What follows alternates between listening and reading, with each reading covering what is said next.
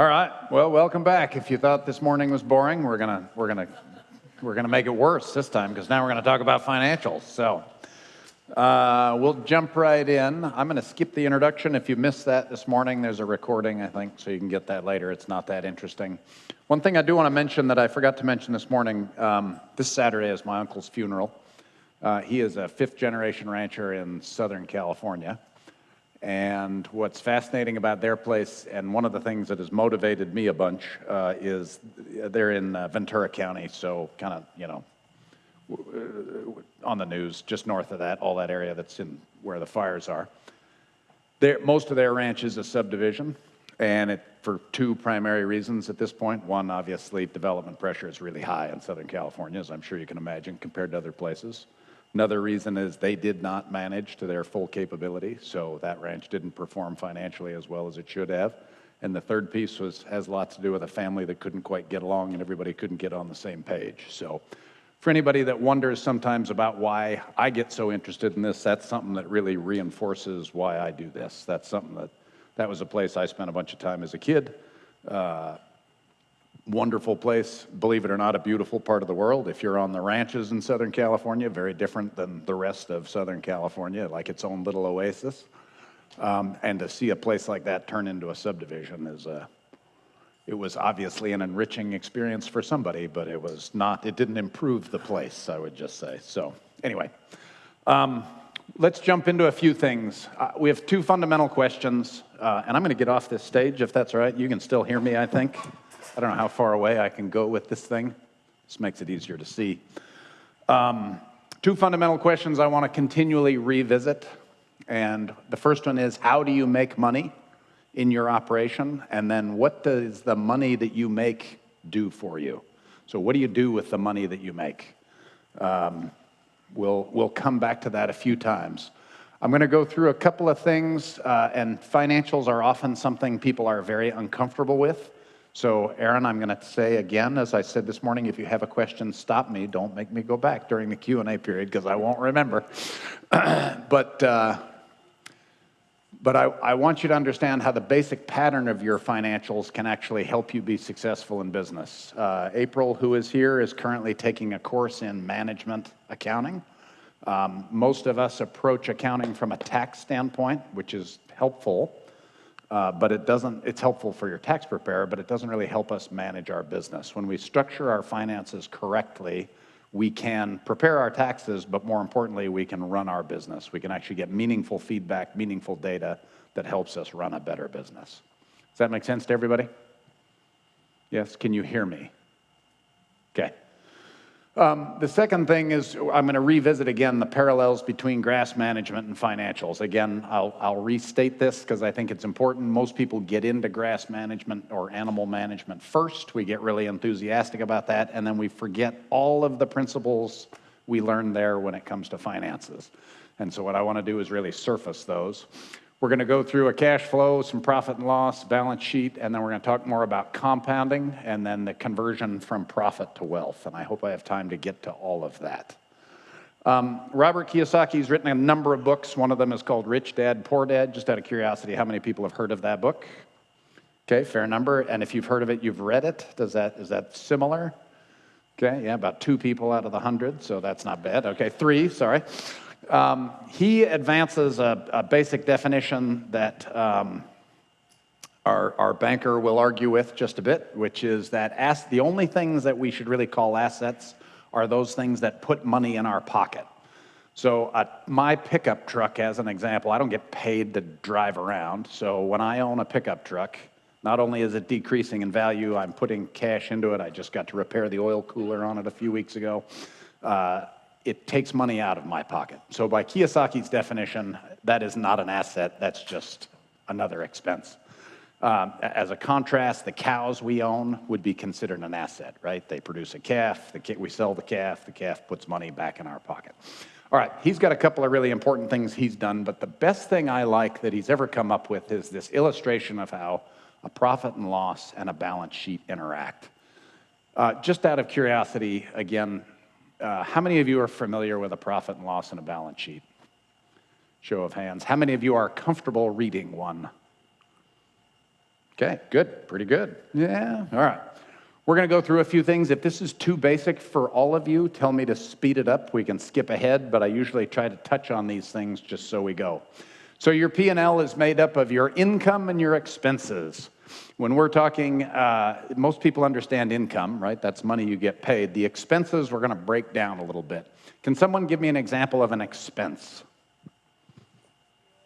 It's after lunch, so we got to pick it up a little, guys. Just dive in. What? Fuel, great. Repairs, the oil cooler I just put in my truck, right? That's an expense. When we talk about the balance sheet, what's an example of an asset? Okay, land, somebody said the truck. What else? Cows, good. How about a liability? What is a liability? Mortgage, operating note, what else? Loan on said truck, if you have it. Yeah, very good. Importantly, liabilities are not expenses. They are different, and that's important. So most people talk about their mortgage as though it is an expense. The gentleman that was just speaking, I lost you somewhere, wherever you went, talked about, there you are. Yeah, you just talked about, right? The money you're paying on principal, right, is akin to an investment account, right? You are effectively moving money from one place to another. You're not actually spending it. We're going to get into some of the important differences between those as we go. What I want you to think about in your business is, how does money flow? How does value flow? So when I put these arrows on here, what I'm going to do is picture, sort of a normal sort of person with a W-2 type job, P&L, right? They generate income from some sort of wage. They use that to pay expenses. And then after all the expenses, they have some money left over to service debt. So maybe they're paying their mortgage, for example, or their car payment. The important thing here is this red arrow that goes out the side. That money just leaves the system and never comes back, right? Whereas the money you pay for the liabilities, at least some of that comes back, right? In the sense of, I've traded a payment for equity and whatever I have the loan on. Some businesses, and I'm going to just say, we're going to start through a few different scenarios. Every business is unique in this way, in terms of the way money flows through it. I'm just going to give you a few examples.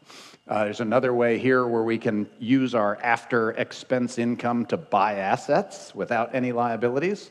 Again, all of the money that we spend on expenses leaves the business and never to return. Money that is put into assets, we'll get to that in a minute. I'll go back. But money that's put into assets eventually could generate additional cash flow, which could come back to income, right?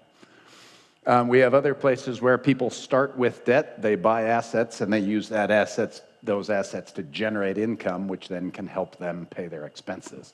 The little red arrow here is the expense. Of course, liabilities generally come with an interest expense, and that's what that is. Same idea. It comes up into this expense category, and then it leaves the business promptly. Does that make sense to everybody? Okay.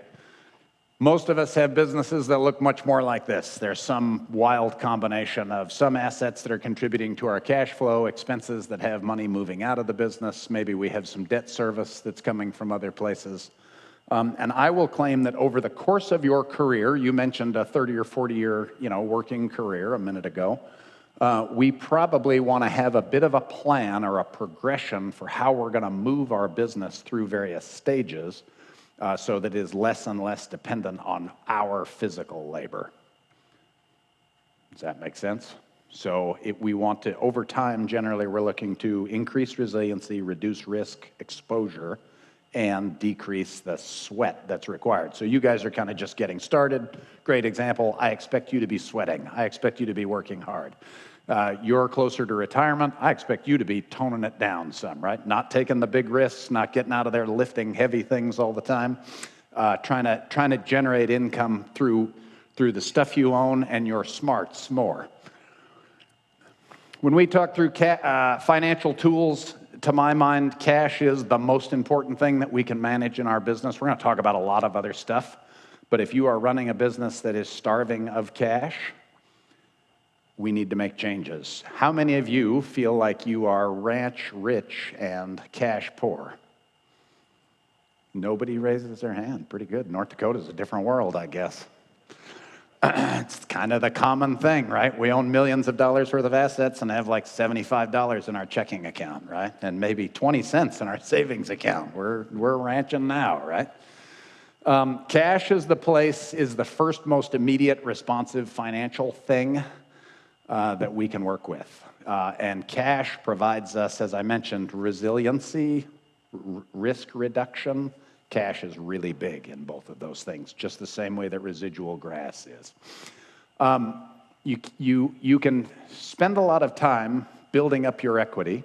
And again, thinking of real estate, I worry, I'm very pro investing in real estate, but I am very careful to not do it too early, because one can really starve oneself in the short term to get rich much later.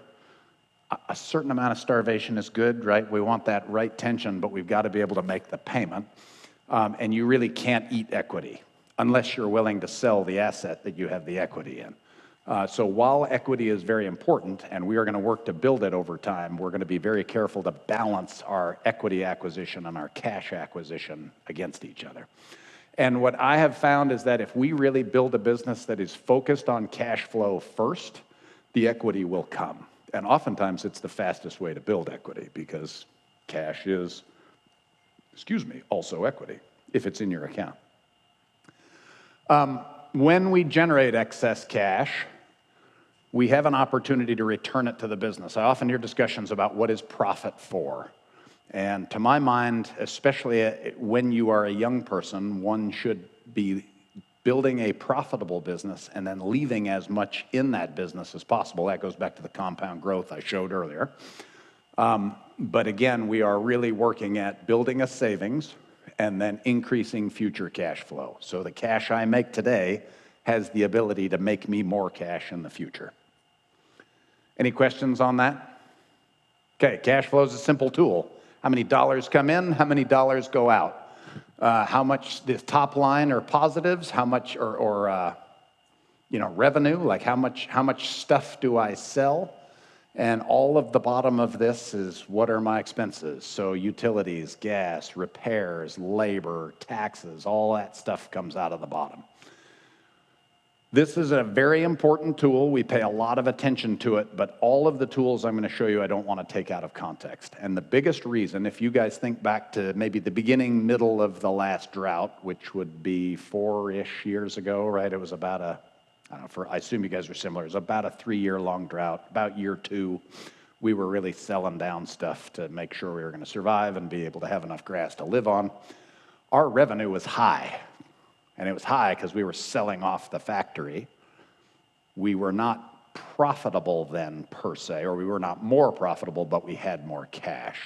And so when I say we keep all three of these things in balance with each other, it is possible to generate cash at the expense of the business. Sometimes that's necessary. We're going to try not to do that.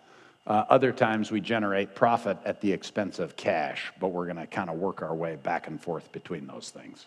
Does that make sense? Those of you that are building back from a drought right now and trying to buy cows in this current environment, it's a very cash-intensive thing to do, right? If I'm going to go out and buy a herd of $2,800 cows, that's going to take a lot of cash.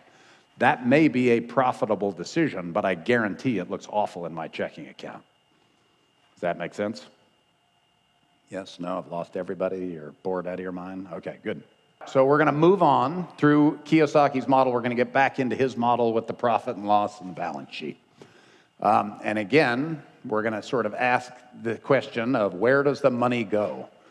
And I want to reemphasize this always, that costs or expenses on your P&L leave the business and never come back. That is money you get to touch, but you don't get to keep. How many of you like to touch a lot of money? It's fun, I agree. How many of you want to keep a lot of money? Much better, okay. We're going to talk a little about leakage and efficiently, funny enough, which follows up onto one of our lunchtime conversations. I apologize for this being small. All I want to do is make sure everybody's comfortable with the idea. This is a P&L produced at a QBO, QuickBooks Online. We have, these are revenue accounts, basically. These are direct cost accounts. These are overhead accounts, and then this is kind of the bottom line. We reasonably familiar with a P&L that looks like that? Okay, good. The basic profit equation is that we have what we call a gross product, and I'm going to talk about that a little more if you're not familiar with that, that represents the total economic value of all of our production, whether we sell it or not. So if I raise a heifer calf and decide to keep her, I give myself credit for that, whether I keep her or sell her. Does that make sense? So in contrast, on the cash flow, she only shows up if I raise her and sell her, right? On my P&L, she shows up if I raise her and keep her. We'll also get credit on our balance sheet for her. Does that make sense to everybody? Okay, so economic value production is not the same as cash. There's a difference. Also, I just should preface all of this. None of this I'm talking about tax.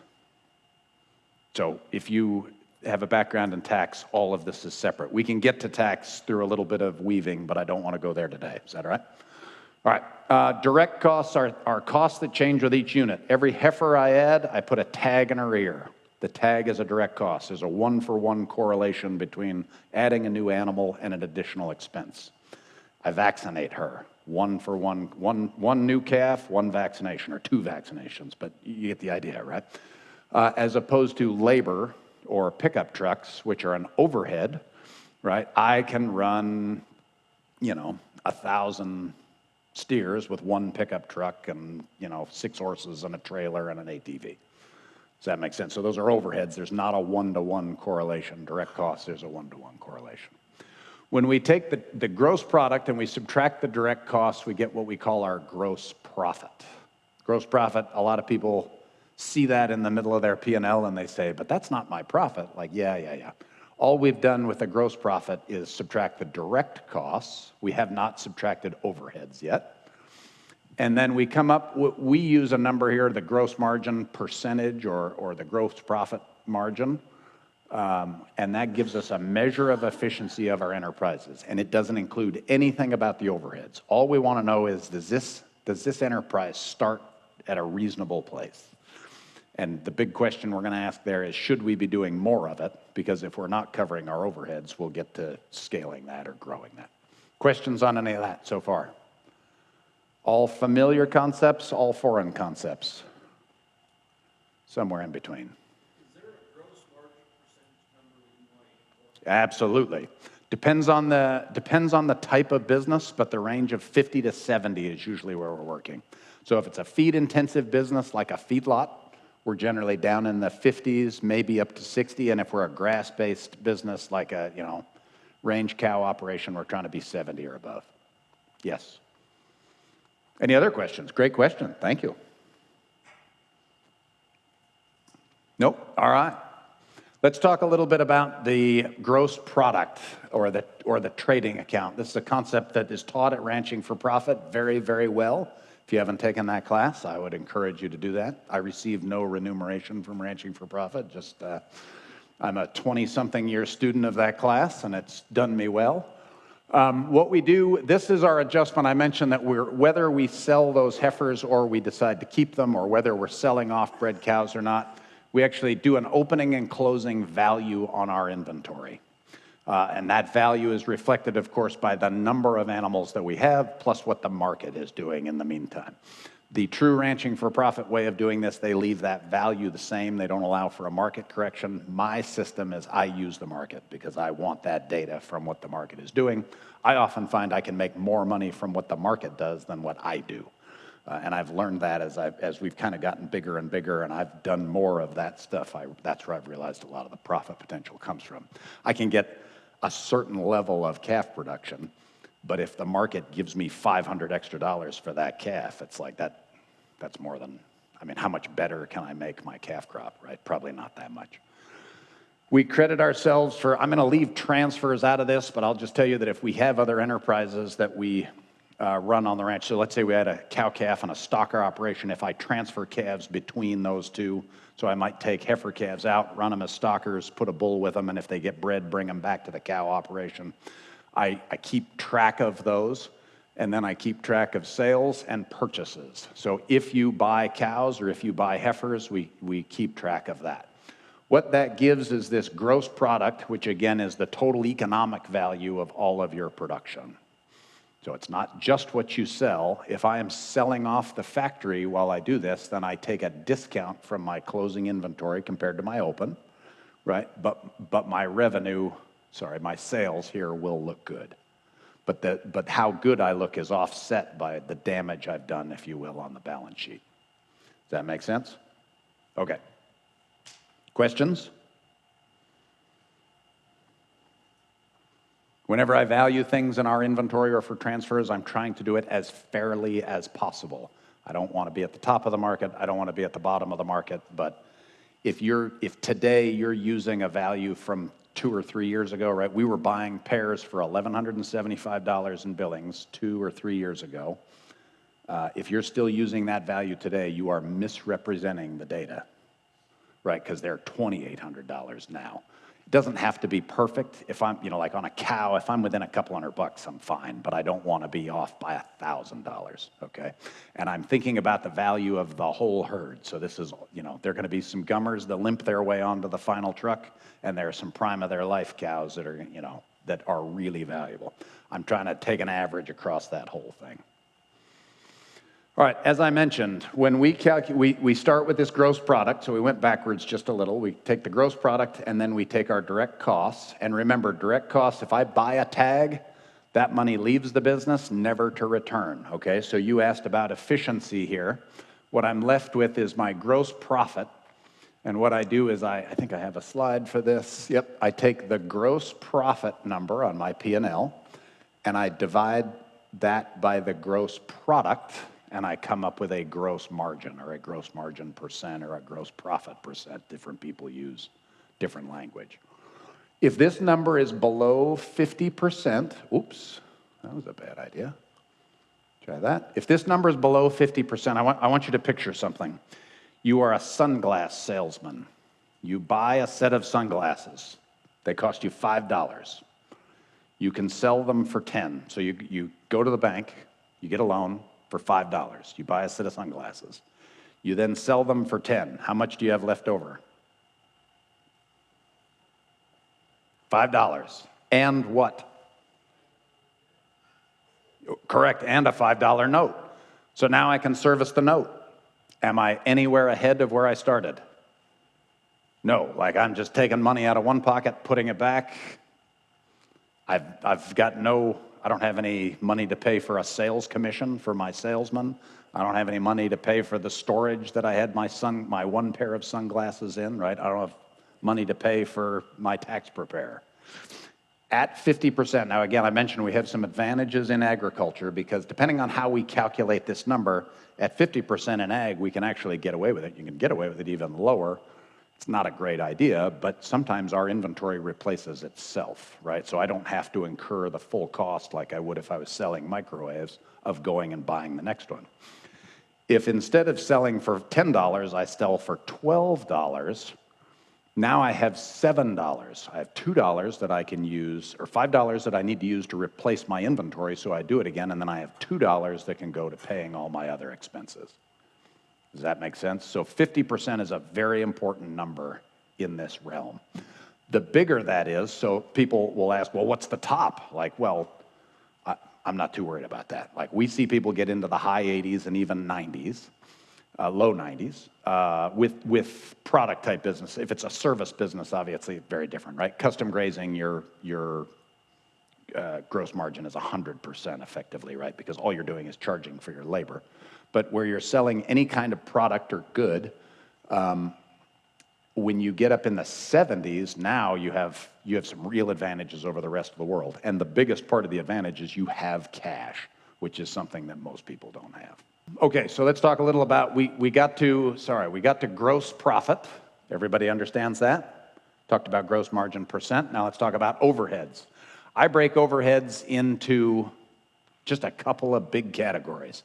And as I mentioned earlier, I have never seen a ranch go broke because they bought too many stamps. Never seen a ranch, go broke because they left the thermostat at 68 instead of 62. I've told my father this a number of times. He doesn't always believe me, apparently. But overheads are costs that don't change with the number of units. The main thing that drives overheads in a farm or ranch business is what?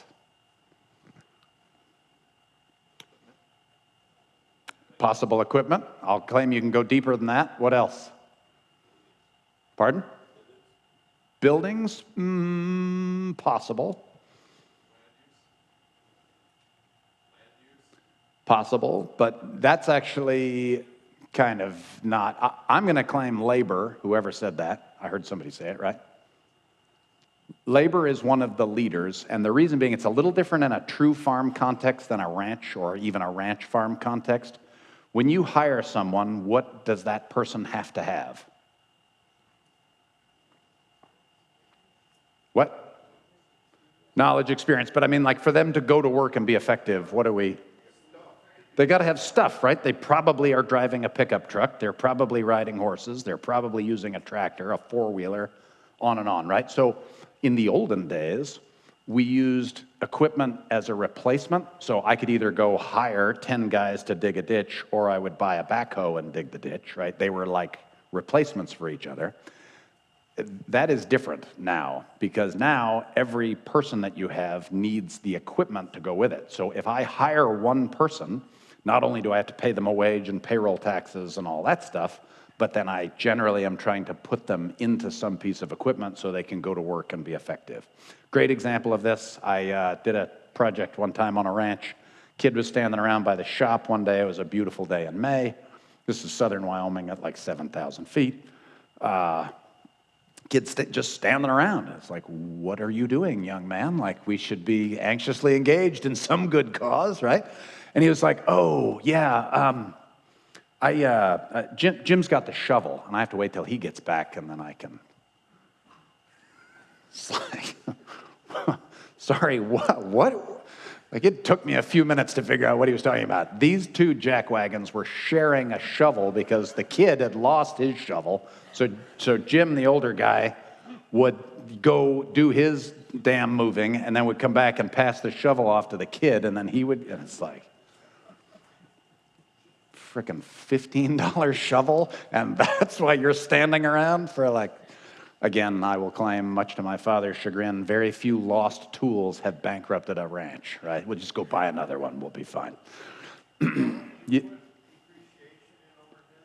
I do, and we use a book depreciation that we put into this equipment called, PPE here is property, plant, and equipment. We use 4 big categories. Admin is just like, you know, the printer ink and that kind of garbage. Labor is actually wages, payroll taxes, all that stuff. Land specifically is land rent, not mortgage payments, okay? And then PPE is, like fuel, repairs and maintenance, depreciation. In the world I live in, you can either pay depreciation or you can pay repairs, right? If you've got an old piece of equipment, you're probably repairing it more. If you've got a new piece of equipment, it is depreciating. Those are not always the same. It's awesome when you get a brand new tractor and then get to make an expensive repair on it. Then you get the best of both worlds, but yes, that is where that is included. And very importantly, I said earlier about taxes, we are not talking tax depreciation. I love accelerated depreciation if we need to use that. I am really hoping that the 2016 tax cuts get extended because those offer huge advantages to business owners. But when we say depreciation, I do not mean accelerated depreciation. I mean some reasonable dollar amount based on the replacement cost of that piece of equipment. The other thing we do is we take 2020-ish around there. You recall that equipment costs went up by like 50% in a 6-month period.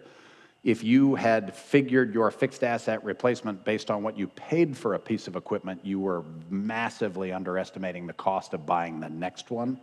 And so we try to do basically a forward-looking version of depreciation that we call fixed asset replacement. The idea is how much money do I need to set aside now so that in 5 years I can buy a $150,000, $200,000 tractor?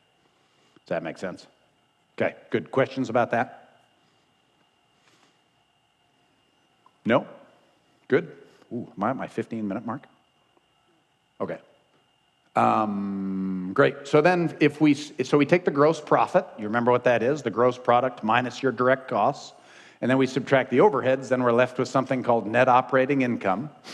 And then generally the difference between net operating income and net income, it's very technical accounting thing that sometimes drives me a little bonkers is interest. So how much is borrowing money costing you? Okay, we try to break interest out into long-term and short-term. Short-term interest, on things like line of credit, even a revolver loan like on stock or cattle or replacement heifers, and then long-term interest like your mortgage interest, tractor loans, truck loans, that sort of thing.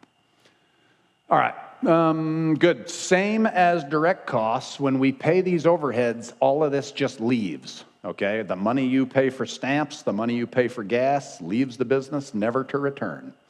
The one thing about all of these is they can provide us some tax advantage. What we generally see is that too many people are fixated on the tax advantage that comes from expenses and less on what they cost their business. There are other ways to get the same or similar tax advantages that do not involve money leaving the business forever. Great, so then we're going to calculate that net operating income. This is just an example of that. It's the same thing I just walked through. We take our gross profit, we subtract our overheads, which is the total expenses here according to our accounting software. 405 minus 220 is roughly 185. And then for our net income, we do the same thing here. We just subtract off the interest and take that away, and we're left with $60,000. By the way, I'm a rounder, so I'm not a real accountant. You can tell I tend to round numbers. So 59 and change or 60,000, same difference. Everybody understand that part? Good. All right, now we're going to jump into balance sheet here in a minute, but I want to make sure and show a connection. So this is the P&L that we just walked through. This is a balance sheet. We're going to get into the details of that a little bit. But one of the things I want to make sure you understand is that when I have money left over in the business, that net operating income, that net income, after all the bills are paid, that is money that goes onto my balance sheet as retained earnings. Okay, so there's some debt service, there are taxes, there's interest, a whole bunch of stuff that can kind of interfere a little there. But basically, as I say in the red arrows, all of that money is leaving the business, and there's some amount of money that gets recycled or can be recycled in the business. And that is the part I get really fixated on, because that's the part that ultimately over the decades, that's the part that ultimately produces the most value. So when we talk about our net income or our profit in our business, and I'm just going to say that profit is actually a significantly complex concept. There are a lot of different ways to think about it. I don't want to get too deep into that, but when our business generates excess, we'll call it, in an economic sense, then we have to service debt, we have to pay taxes, we can create distributions, right? We can pay out some of the owners and give them a little bit of a reward for ownership, and then we can reinvest them, and that's where retained earnings fall. We're going to jump from the P&L down to the balance sheet. When we talk about the balance sheet, I always use a fair market balance sheet. There is a tax balance sheet, and there's a fair market balance sheet. Tax means if I take accelerated depreciation, I've paid, let's say, $100,000 for a tractor. I took 100% depreciation on it. Let's say it's 2018. That on my tax balance sheet is worth zero. Okay, but when I go to the bank to apply for a loan, valuing that on my balance sheet as zero would be ridiculous. So we use a fair market value, or what could I sell it for, or what could I buy it for if I was doing that today. Does that make sense? We try to do that with all of our inventory and all of our assets. When we look at assets on the balance sheet, we have current assets, which are generally things less than 12 months. If you work with Farm Credit and some other banks, you also think about intermediate assets and long-term assets. I do the world in it's either 12 months or less, or it's long-term. So we can argue about that if you want. There are reasons for that. I'm trying to simplify my life. I find that the difference between 5 years and 30 years isn't that different, because I still have to make the payment, right? Whereas with a short-term liability, for example, I have to pay the whole thing off that year no matter what. Same situation with liabilities. We have current liabilities, or 12 months or less, or short-term liabilities, or we have long-term liabilities. So we try to balance our business so that we have the right amount of all of those things together. This is what a balance sheet looks like together, except I cut off the equity part at the bottom. When we talk about a balance sheet, one of the very important things is a balance sheet is a closed system. A profit and loss like I say, when we spend money on the expenses, it leaves. The balance sheet stuff all balances, meaning if you take something from one place, it's going to show up somewhere else. If I sell a calf, she comes out of my current assets and then goes into my bank account as cash. There's no net change. We just move things around, okay? If she dies, then she leaves, yes. Good, death loss is an expense, right? Good question. Any other questions? Correct. Well, then I have to adjust. Yes, that's right. Yep. But I do that through the P&L. Questions? None? No questions. Totally asleep? This is incredibly boring. We should talk about grazing instead. Okay, good. Why did we have a finance guy come and talk in the afternoon after lunch? Best time speaking slot ever. Okay, so we trade value, right? Again, if you take cash and pay down debt, right, it's still kind of, with the exception of death loss, right? Those things still sort of work against one another. And then we can trade value and classification. One of the things I always want to be very careful about, there are two main things, is that when we are financing anything, this is a total tangent, but this is important. If we finance anything, always use the right type of debt for the type of asset. Please try not to finance long-term assets with your line of credit. It happens, it can lead you into trouble. Please try not to do the opposite. I don't remember which example I gave. Don't do short-term things with long-term debt. Don't do long-term things with short-term debt. It will get you in a pinch. One of the things that we sometimes want to watch, I mentioned that we're trading value. When we look at things like liquidity, we want to be careful that we're not trading from a very liquid asset like cash into a fixed asset like the concrete at the bottom of a set of corrals without making sure that we have adequate cash flow to continue operating the business. Because once we put cash into a fixed asset, it is stuck there, okay? And we can't get it back out without some sort of major transformation of the business, right? Okay, so then the metrics we look at on the balance sheet include equity, and we want to see a nice progression of that, maybe adjusted for some market trends. We want to be very cognizant of our assets and liabilities. We have a couple different ways to look at that. We really want to know our debt to asset ratio. And so, for example, at a time, if you're a farmer right now, prices are low, but if you're in livestock, prices are high. If you are heavily leveraged right now and the market goes backwards, what happens? Banker, what happens? The market drops 50%, I'm 80% financed. What happens? Probably upside down, yeah. Is that a good situation? You're looking forward to that? Yeah, good. So one of the... Are you 100% in avoiding it? Yeah, good. Should be, being an important keyword, that, yeah, good, awesome. But one of the things we really want to pay attention to is how leveraged are you? And again, I talked about risk and resiliency, okay? Debt is a financial agreement that you are setting into stone, which adds risk, right? Two types of risk with debt. Anybody know what they are? Come on. What's the risk of debt? Default. Making the payment is one half of the risk of debt. Great. Good answer. Pays attention and takes good notes? Come on. This is too good. What else? What's the other risk of debt? Interest, I'm going to put into that same making the payment category. Interest is a cost. What?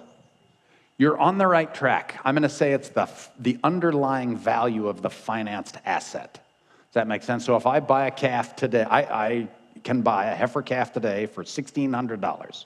I can borrow $1,600. What's the risk? She dies. Yeah, good. The optimists sit up front, apparently. So now who's on the hook to pay back the calf? I call my banker and I say, hey, man, sorry, it didn't work out. She died. And he says, oh, it's all right. Don't worry about it, right? That's not how that conversation goes. He says, yeah, well, I need my 16, did I say 1,600? I mean my $1,665 back, please, because you borrowed the money for a week or a month or whatever that is. Okay, so there's the risk of making the payment, okay? Think of that more in terms of long-term debt, right? Can I make the payment on my cow herd from the cash flow from my calves? And then there's the risk of the underlying value of the asset. So again, stocker cattle would be a good example of that. Just as a side note, whenever I take on debt, my goal is to split the risk. I'm willing to take one half of the risk, but I'm loath to take both sides. Okay, if I buy a cow with debt, I'm very comfortable with that because we have a setup where the cow is going to make the payment. She doesn't actually write the check. I get to write the check, but her production is what gives me the cash to cash the check, right? If I am betting on the cow increasing in value in order to be able to make the payment, now I've taken both sides. Okay, if I have borrowed against stocker cattle in such a way that those cattle have to go up in value for me to be able to make the payment, I have taken both the payment risk and the value risk. Does that make sense? So I'm going to try to take, I might take that, but then I'm going to try to take one side or the other. I'm going to try not to take both because that's too much risk for my dear little heart. The other one we're going to, working capital. How many of you have heard this term? How many of your banks use this term, use this metric? Yes? Okay, good. Some banks use other measures of liquidity like quick ratio, current ratio, some of those things. The ratios are okay. I prefer to do this in dollars, and I actually really like it in days because what that gives me is you can have a really good current ratio, but it's like $40 on a multi-million-dollar business, right? When you actually figure out what the numbers are, versus if you measure it in dollars, you can scale that by the size of your business. So if a business has $100,000 worth of working capital and it's Walmart, right? You know that that's a terrible number. But if it's $100,000 on 100,000 in annual sales, now we're really doing something. I'm going to run through working capital, I think, real quickly, but first I'm going to do equity. Yes?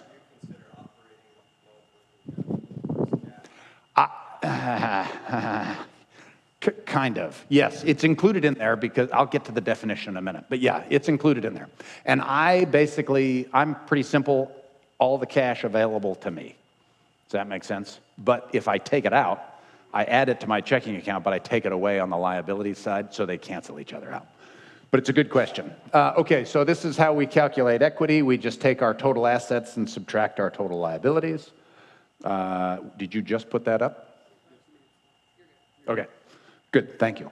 And then we want to look at our debt to asset ratio. Again, different people use different numbers on this a little bit. You might use debt to equity, you might use debt to asset. There are a couple of different permutations, but the same thing is basically happening.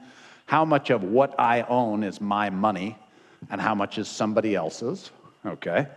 And I like a number in the 40 to 50% range personally because, and it depends a little on the time of the market, but we have seen places where commodity markets, dropping 70% is not unheard of. 50%, if you lived through 14, 15, 16, right? We saw a pretty good drop. 50% would not be an unreasonable amount.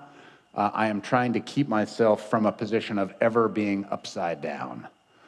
And every now and then I'll put myself in a position where I might wind up a little upside down, but I know there's some other factor that'll allow me to correct it in the big picture. Also, for those of you that aren't bankers, and banker, you can close your ears, I don't care about what the debt is on, right? You have all these individual notes on different stuff. I look at just the total. I only care about the total number. So if I can borrow on a tractor for 0% and then use my own to buy cows, or stockers, let's say, which I'd have to finance at 7%, I might do that because I don't care what the loan is actually on. I just care that I have this much borrowed money and this is the cost of that money. Is that fair? Okay, you closed your ears so you didn't hear any of that. Good. That's that asset. Working capital. Okay, so back to your question. So what we do is we take our, oh man, fat finger there we go. So we take our total current assets, which we find on our balance sheet. We subtract our total current liabilities, and we come up with the difference. And this is a number measured in dollars. And I don't know if my next slide does what I think it's going to do, but we'll see. But just as you asked, if I add money to my line of credit, then when I use that money, right, if I put it in my checking account to go buy stockers, then it's a $0 trade, basically. Does that make sense? Okay. See if I did this right. No. Last thing I do with working capital is I calculate a burn rate. We calculate a burn rate. I don't actually do any of this anymore, so just for the record. We calculate a burn rate, which is how much cash does your business, what are your total expenses for the year? Overheads, direct costs, purchases, okay? So if you figure that out, all of the money that goes out of your checking account every year is the amount that it costs to run your business. We like to divide that by 365 days and come up with a cost per day. It's a fun number to tell people because most people are absolutely appalled at how big the number is. Most people don't realize that it costs them somewhere between $2,000 and $4,000 a day to run the ranch. And when you put that number in front of them, usually it gets just a little extra hustle when it comes time to do things. So that's one of the reasons I love that number. But that number also gives us a number of working capital days that we can figure. And I love a number that's, depending on your business, in the 120 to 150 range. Banker, do you have a preference? I don't think that for days, I guess, most of the time, but we like to see good margins. Yeah. Have some resiliency to use your own money. Yep, awesome. Did everybody hear what he said? He likes to see some resiliency and the ability to use your own money. Good. David Cole came up with the 120 to 150. If you've ever heard of him, look him up online. Fantastic ag economist, finance guy. At that 120 to 150 in kind of a livestock-oriented operation, effectively what that means is you have enough money to pay your bills month by month until you get to your next major sale.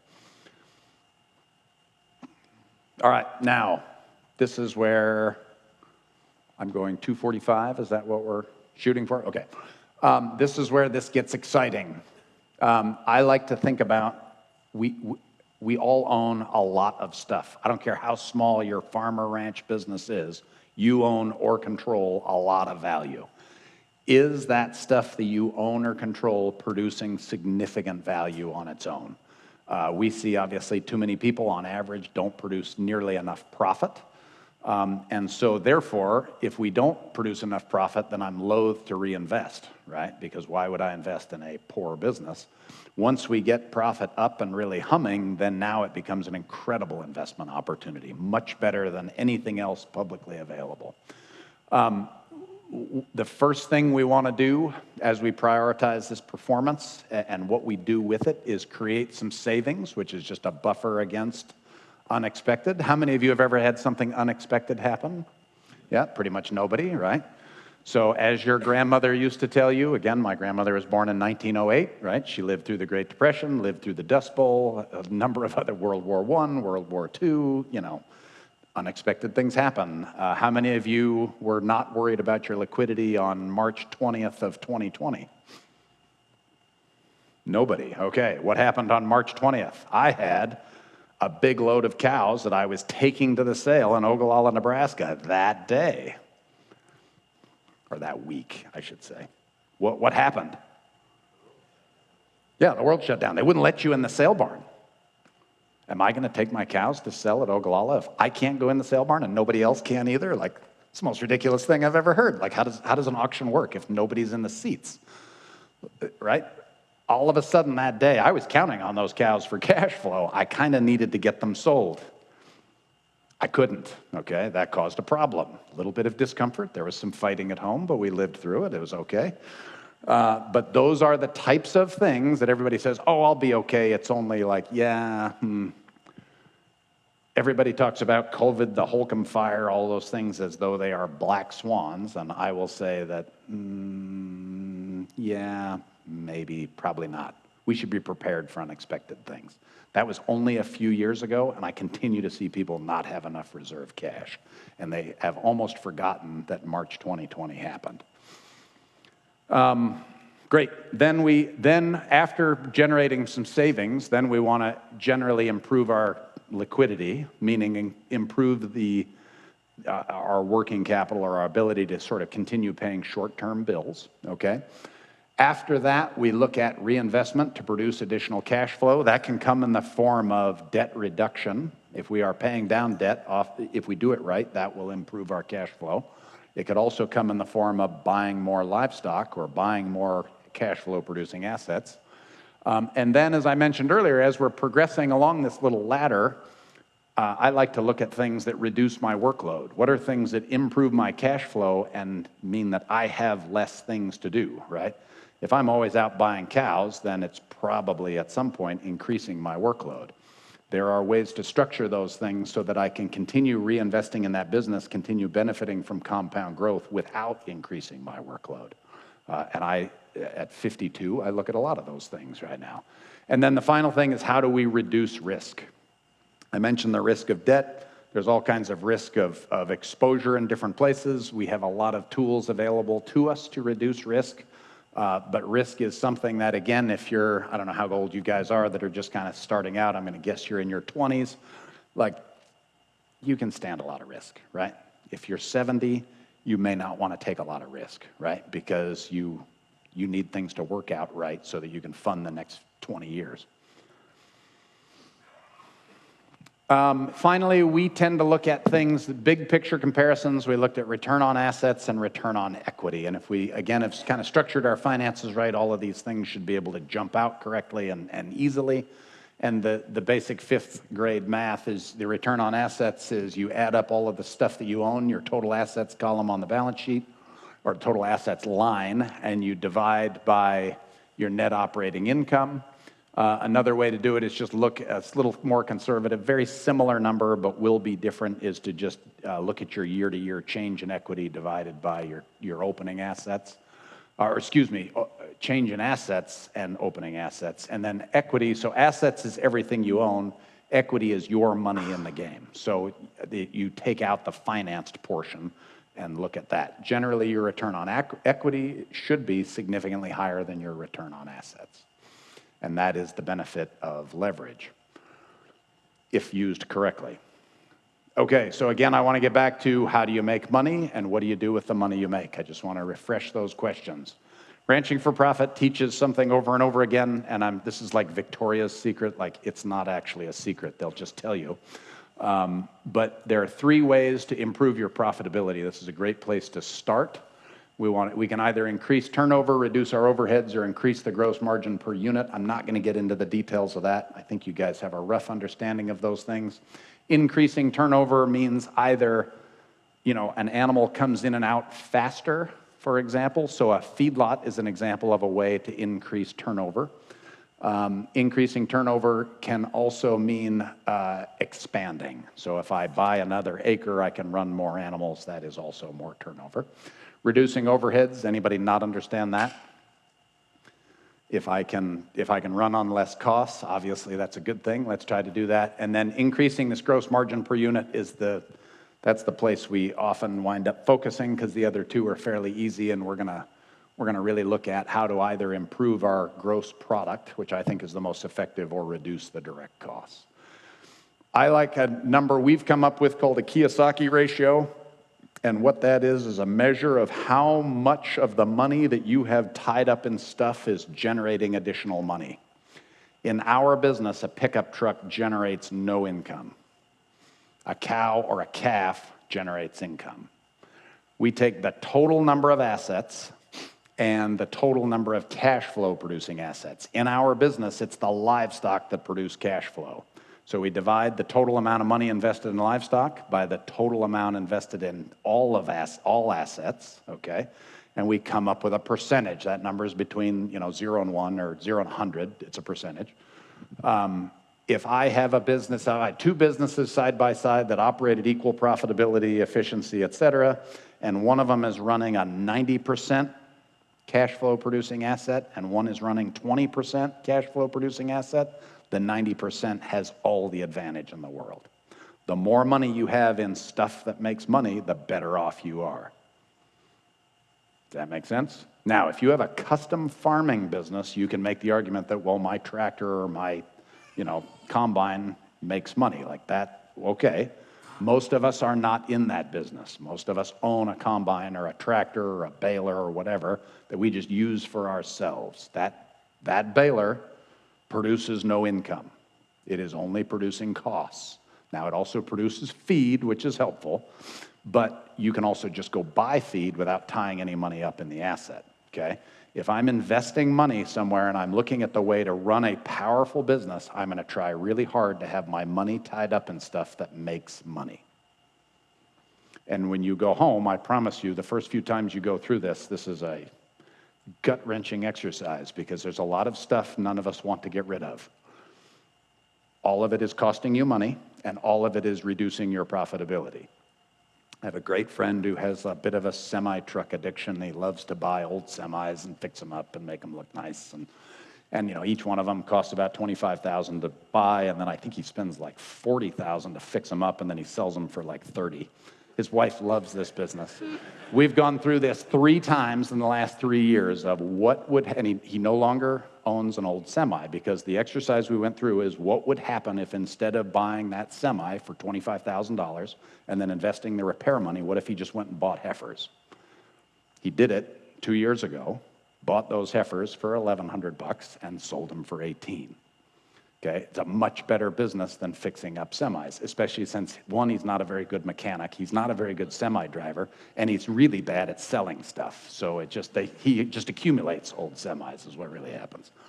So that's a good example of working sort of into a bad Kiyosaki ratio. My friend Wally Olson is retired. He runs all of his cattle with other people. He literally owns a pickup truck, and I think he and I are in a lot of partner deals together. He probably owns 1,000 plus cows and a couple thousand stockers. And he literally owns a 2017 half-ton pickup. Pays himself a fair salary every year. His overheads are lower than all of ours, I promise. Because he doesn't own any of the stuff. He rents the stuff from other people. It makes him very profitable. All of his money is working.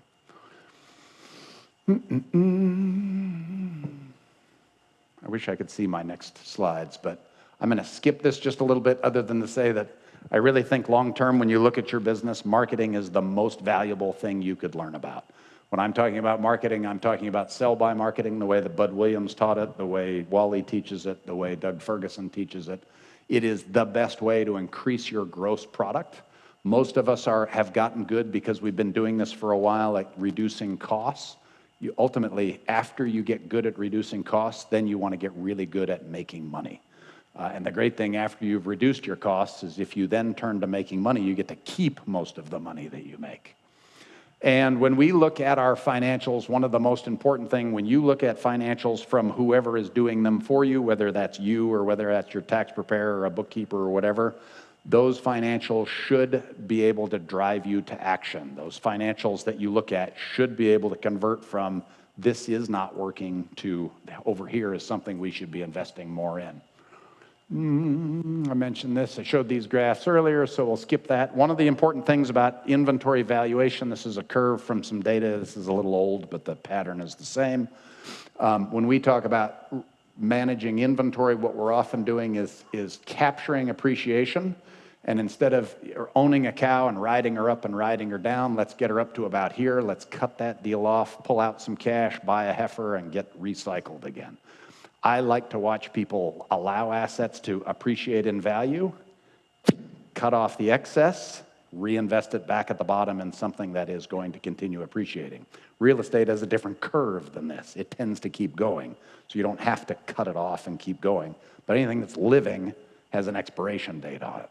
The microwave salesman can keep the microwave for years, and it's still a microwave. If you keep a cow for 15 years, she's probably not quite the same cow she was 10 years prior to that. We're going to skip that. All right, back to our fundamental questions. When you go home, I want you to think about what are you doing that makes money, and then what does the money you make do? And we'll finish there. Thank you. Sorry, I had to rush a little at the end. Apparently, I was windy at the beginning. Questions? Comments? Yes? You got to speak up.